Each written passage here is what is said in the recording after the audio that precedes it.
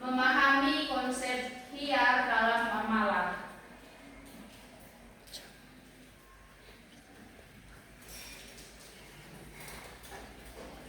Jadi ada poin-poin penting dalam memahami konsep khiyar dalam amalah. Yang pertama ada pengertian dan dasar khiyar. Kemudian yang kedua ada jenis-jenis khiyar. Yang ketiga ada penerapan khiyar dalam amalah.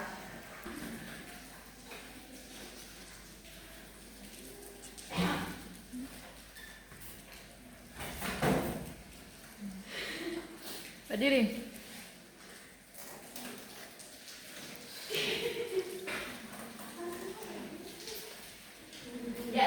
Jadi di sini yang pertama ada pengertian dan dasar. Jadi khiyar berasal dari kata al-khiyar yang secara bahasa berarti pilihan.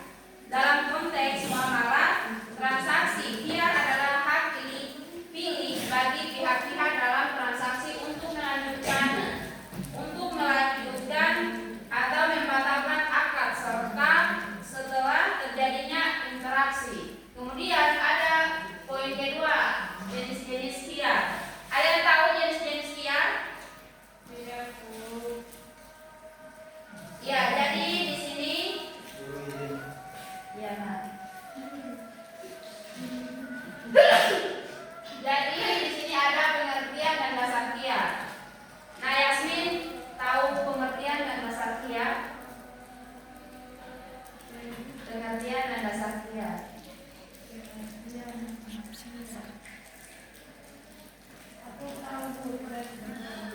Ya, jadi di sini khiyar memiliki dasar hukum yang kuat dalam Islam. Yang pertama ada Al-Quran. Dalam Al-Quran dijelaskan dalam Al-Quran surat An-Nisa ayat 29. Nah, Mawati tolong bacakan Al-Quran surat An-Nisa ayat 29. An-Nisa ayat 29 Ya. Bismillahirrahmanirrahim. Ya ayyuhalladzina amanu la taqulu amwalakum bainakum bil batil illa an takuna tijaratan antara minkum wa la taqtulu anfusakum innallaha kana bikum rahima. Yang artinya, wahai orang-orang yang beriman, janganlah kamu saling memakan harta sesamamu dengan jalan yang batil atau tidak benar, kecuali dalam perdagangan yang berlaku atas dasar suka sama suka di antara kamu. Dan janganlah kamu membunuh dirimu, sungguh Allah Maha Penyayang kepadamu. Ya, dari Agnes dulu kepada kita semua. Ya, jadi di situ di sini juga ada hadis yang menjelaskan tentang tadi pengertian khiyar. Rasulullah SAW bersabda, penjual dan pembeli mempunyai hak khiyar pilih selama mereka belum berpisah. Quran surat Al-Bukhari dan Muslim. Hadis riwayat Bukhari dan Muslim. Di sini ada juga jenis-jenis khiyar. Jenis-jenis khiyar ada beberapa jenis khiyar. Yang pertama ada khiyar majelis, hak memilih antara melanjutkan atau membatalkan transaksi selama penjual dan pembeli masih berada di tempat akad. Kemudian di sini ada juga berlaku selama kedua belah pihak belum berpisah.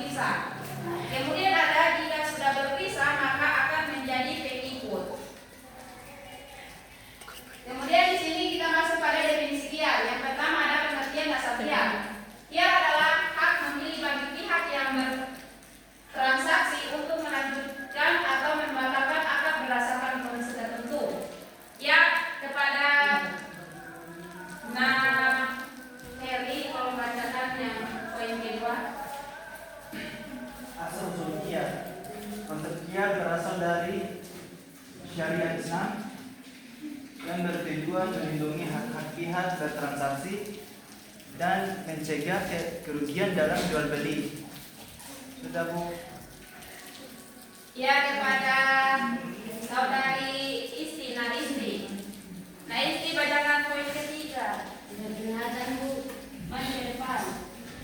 Ya, Bu. Poin yang ketiga itu tujuan qiyas. Qiyas bertujuan memberikan kesempatan pertimbangan matang, menghindari penyesalan dan mewujudkan keadilan dalam transaksi ekonomi Islam. Saja, Bu. Terima kasih. Ya, Bu, sama-sama. Jadi dalam konsep muamalah, qiyas berarti tidak memilih antara melanjutkan atau membatalkan suatu akad jual beli setelah transaksi dilakukan selama ada sebab yang diberikan oleh syariat. Kemudian ada Imam Nawawi. Imam Nawawi ini dia menjelaskan bahwa qiyas adalah hak untuk memilih antara meneruskan atau membatalkan akad jual beli. Kemudian ada juga syaki. Dia menjelaskan bahwa qiyas adalah hak yang diberikan oleh syariat kepada salah satu pihak dalam akad untuk memilih apakah ia ingin melanjutkan atau membatalkan akad karena adanya alasan tertentu.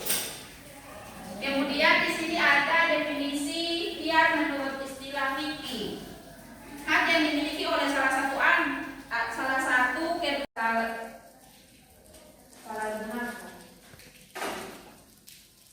jika iya, bagaimana sebaliknya diatur?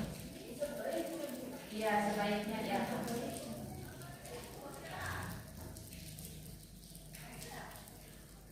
Bagaimana Sebaiknya diatur. Kalau dua sudah, ya perwakilan dua orang maju ke depan untuk mendiskusi dan jawabannya.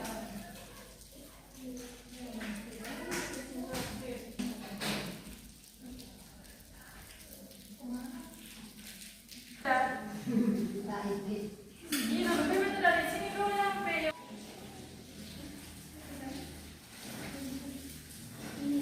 Assalamualaikum warahmatullahi wabarakatuh. Waalaikumsalam warahmatullahi wabarakatuh. Di sini Ibu memberikan kelompok 1 dengan bunyi pertanyaan, apakah qiyas bisa disalahgunakan? Jika iya, bagaimana sebaiknya diatur? Nah, qiyas itu adalah hak untuk memilih atau membatalkan transaksi. Dalam fikih Islam, qiyas dapat disalahgunakan jika tidak diatur dengan baik. Nah, ada beberapa contoh penyalahgunaan qiyas. Yang pertama yaitu qiyas syarat. Nah, salah satu pihak dapat membatalkan transaksi jika syarat yang disepakati tidak dipenuhi. Penyalahgunaan dapat terjadi jika salah satu pihak sengaja tidak memenuhi syarat untuk membatalkan transaksi. Yang kedua yaitu qiyas aib. Qiyas aib ini adalah hak untuk membatalkan transaksi jika barang memiliki cacat atau aib. Penyalahgunaan dapat terjadi jika pembeli menggunakan qiyas aib sebagai alasan untuk membatalkan transaksi tanpa alasan yang sah. Yang ketiga yaitu qiyas majelis. Hak untuk membatalkan transaksi sebelum kedua belah pihak berpisah. Penyalahgunaan dapat terjadi jika salah satu pihak menggunakan qiyas majelis untuk melakukan spekulasi atau memanfaatkan situasi. Untuk menghindari penyalahgunaan qiyas tadi, kita dapat mengatur qiyas dengan baik. Yang pertama itu perjanjian yang jelas. Kedua belah pihak harus membuat perjanjian yang jelas dan rinci tentang syarat-syarat transaksi dan hak-hak qiyas. Habis itu bukti yang kuat. Kedua belah pihak harus memilih bukti yang kuat dan transparan dalam melakukan transaksi dan menggunakan hak kiat. Mungkin itu saja yang bisa saya jawab dari penyalahgunaan kiat. Saya kembalikan ke Ibu. Ya, terima kasih. Beri aplaus dulu buat ya, jadi kelompok 2 maju mendiskusikan hasil diskusinya.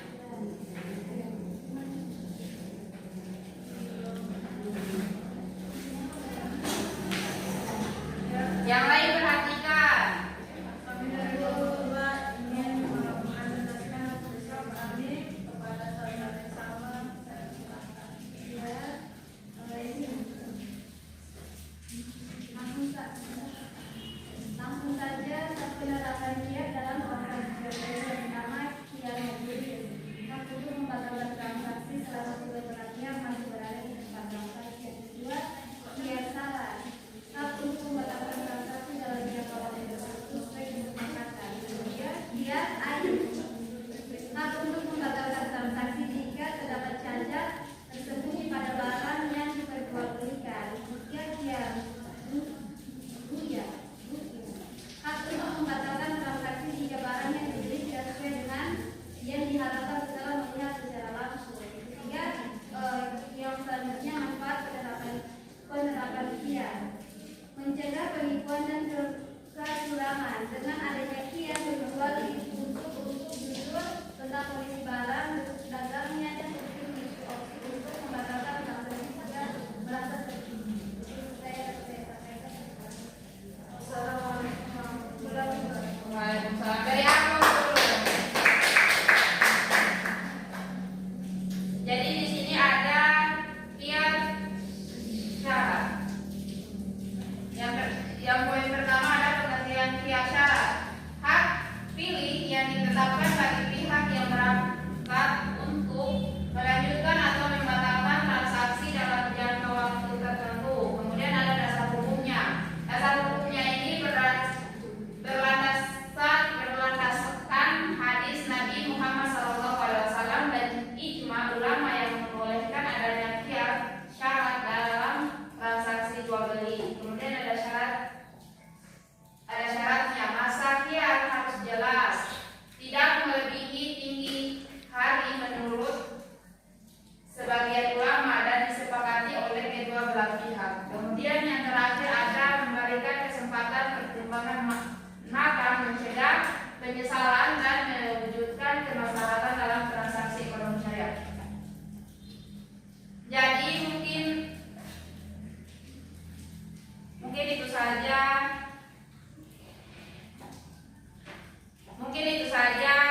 Penyampaian materi dari Ibu pada sore hari ini.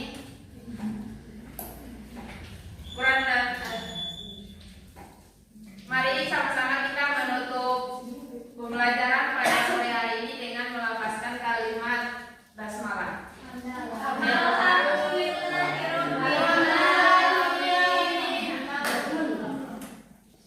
Marilah kita menutup pembelajaran pada sore hari ini dengan melafazkan kalimat hamdalah.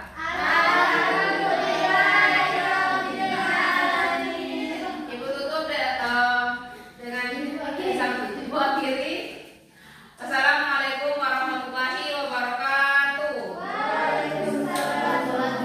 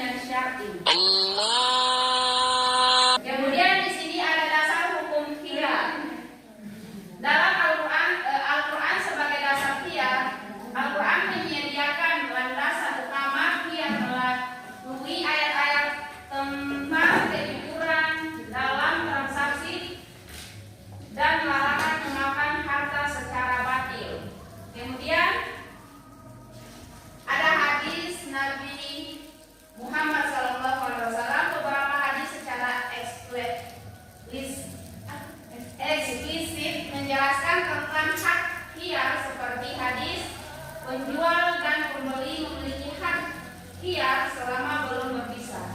Kemudian ada ijma ulama. Para ulama telah bersepakat tentang legalitas khiyar dalam transaksi jual beli sebagai bentuk perlindungan terhadap hak-hak pihak yang bertransaksi. Kemudian di sini ada tujuan disyariatkan khiyar.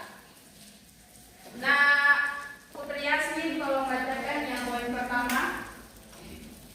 Menjamin kebebasan transaksi. Khiyar memberikan kebebasan kepada pihak yang bertransaksi untuk melanjutkan atau membatalkan akad sesuai kebutuhan dan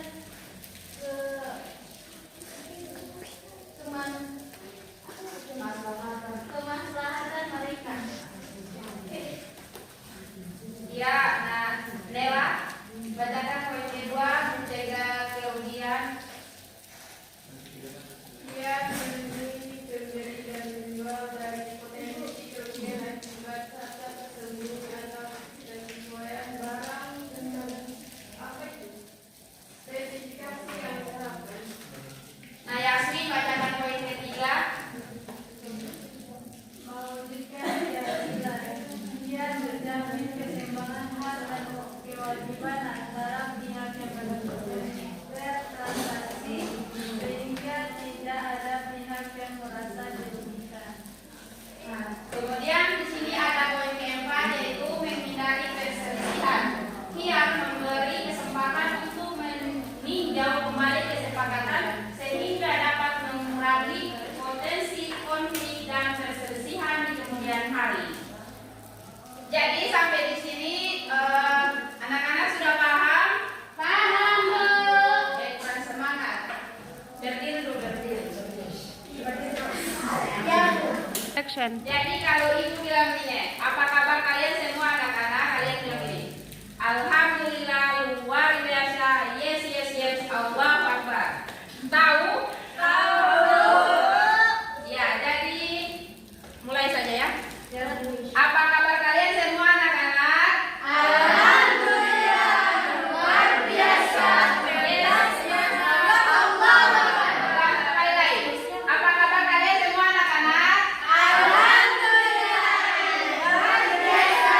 Yes yes yes, Allahu Akbar.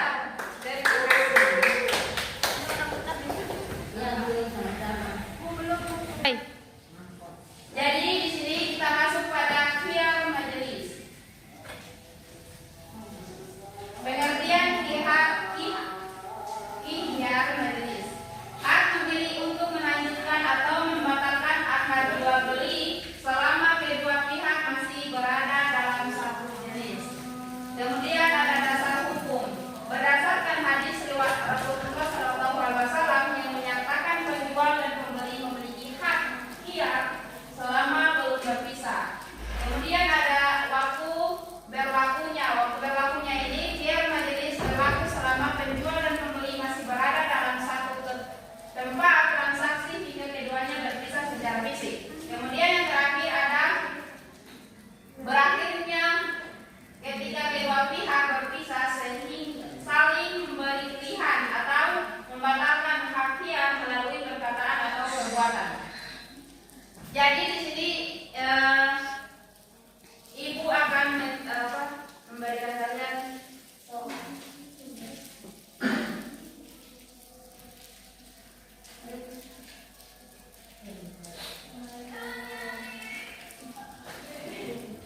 ibu akan memberikan kalian soal tentang ini, memahami konsep khiyar dalam muamalah. Bagi kelompok saja ya, ini kelompok 1, ini kelompok 2.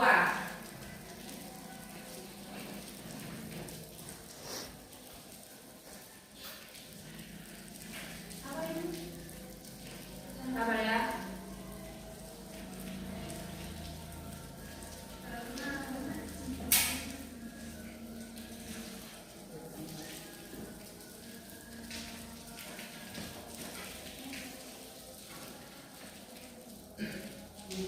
Jadi kelompok 1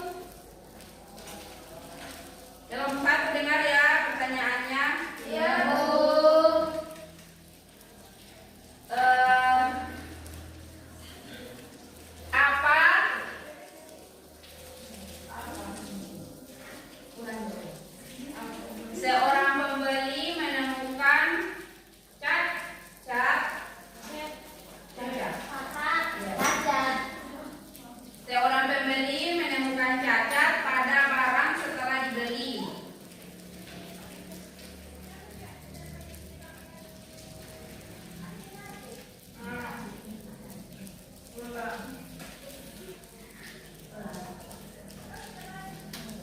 Kelompok dua dengan soal.